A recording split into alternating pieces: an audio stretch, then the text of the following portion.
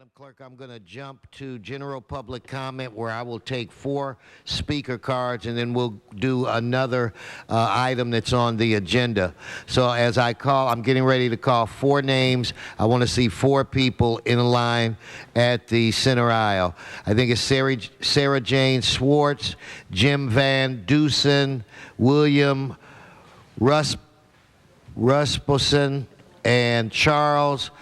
And last name I think is with a K. Charles, I apologize. I can't pronounce the last name. If you would come forward and help me with it. So I want to see Ms. Schwartz, Van Dusen, William Robinson.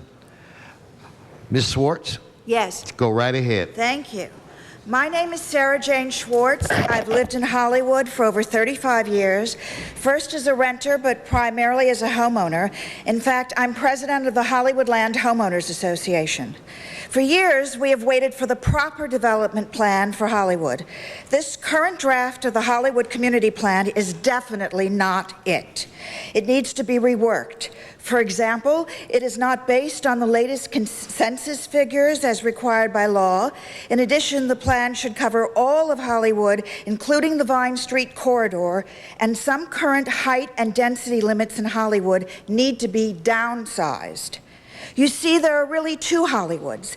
The glamorous Hollywood of the film A Star is Born that draws tourists, dreamers, and the curious from all over the world with its frequent premieres and street closures, and the Hollywood of It's a Wonderful Life, a city over 100 years old that grew in the 20s and 30s and that still has all of its historic and limited infrastructure. This Bedford Falls is where I raised my family. Both of these Hollywoods need careful revitalization and preservation. The last thing historic Hollywood needs is unsustainable sledgehammer development with dangerous, inappropriate density and actual skyscrapers that will rape both Hollywoods of their unique and precious identities. You should look to Old Town Pasadena as a role model. If you approve this plan in its current form, future generations will look back on this city council in bewilderment and regret and wonder why Hollywood, with all of its history and potential, was destroyed in order to turn it into a monumental Potterville. As you remember from the film It's a Wonderful Life, a soulless city that was a testament to greed.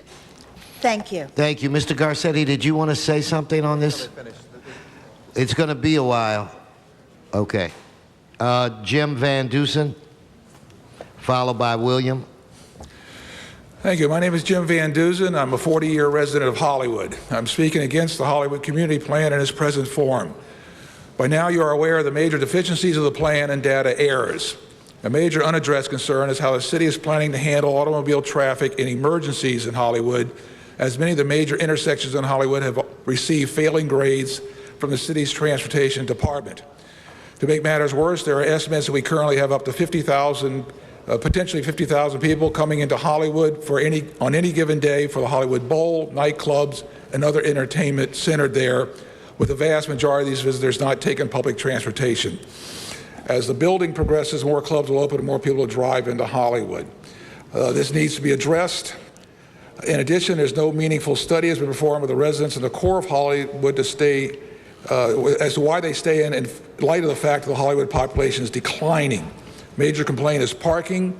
Many of them are talking about leaving because the concerns about the unbridled construction that is going to be coming their way with the resulting parking problems and traffic congestion, as the subway network is too limited and will not cause people to give up their cars. This is an issue that must be addressed to make sure that developers can entice enough people to move to Hollywood to fill their buildings. It is critical that we have specific plans as to how the above issues and various infrastructure deficiencies are going to be solved, where the money is to come from, and the time frame for their completion.